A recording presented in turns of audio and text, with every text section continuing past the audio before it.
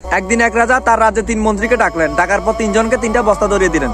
বললেন, তোমাদের কাজ হলো বনে গিয়ে ওইখানে এই বস্তার মধ্যে ফল ঢুকিয়ে দেখি কে আগে বস্তাটা পূর্ণ করতে পারো। তখন 3 মন্ত্রী চলে গেল রাজার কথা শুনে বনের দিকে।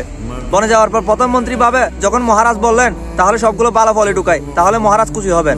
এভাবে এটা চিন্তা করে প্রথম মন্ত্রী সবগুলো ভালো ফল ঢুকিয়ে বস্তাটা পূর্ণ করলো। এরপর দ্বিতীয় মন্ত্রী ভাবলেন, রাজামশাই তো খুলে দেখবে না, উপরের দিকে ভালো ফলগুলো দিয়ে নিচের দিকে সব পচা মচা ফল দিয়ে বস্তাটা পূর্ণ করে দিই। এভাবে বস্তাটা পূর্ণ করে ফেললো।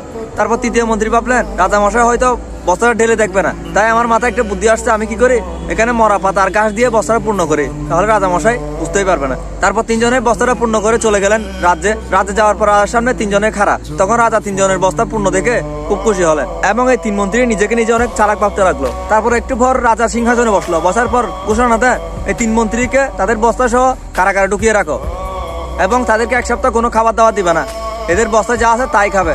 এভাবে 3 মন্ত্রীকে আলাদা করে রাখলো। প্রথম মন্ত্রী সে সবগুলো ভালো ভালো ফল নিয়েছিল, যার কারণে সে 1 সপ্তাহ খুব ভালোভাবে কাটিয়ে ফেললো। এরপর দ্বিতীয় মন্ত্রী উপরের ভালো ফলগুলো খাইছে এবং পাশাপাশি পচা ফলগুলো খেয়ে 1 সপ্তাহটা কাটিয়ে ফেলছে। এবং তৃতীয় মন্ত্রী কি করছে, কিছু খেতে পারে নাই, কারণ সে কিছু নেয় নাই, ঘাস পাতাগুলো একদিন খাইছে। এরপর কি সে এখানে 1 সপ্তাহের মধ্যে কি মারা গিয়ে পড়ে রইলো। তো এই গল্পটি থেকে আপনারা কি শিখলেন? আপনি যতই ফাঁকি দিবেন আপনার জীবনের ক্ষতি ততই করবেন। বর্তমান লেখাপড়ার কথা বলি, আপনি যদি এই বয়সে এসে লেখাপড়ার ফাঁকি দেন তাহলে ওর মতো তৃতীয় মন্ত্রীর মতো পচা মজা এগুলো খেয়ে মারা পড়তে হবে দিন শেষে। আর আপনি যদি ধৈর্য ধরে মনোবল পরিষ্কার করে লেখাপড়া চালিয়ে যান তাহলে প্রথম মন্ত্রীর মতো সারা জীবনই ফল খেতে পারবেন। ধন্যবাদ। আসসালামু আলাইকুম।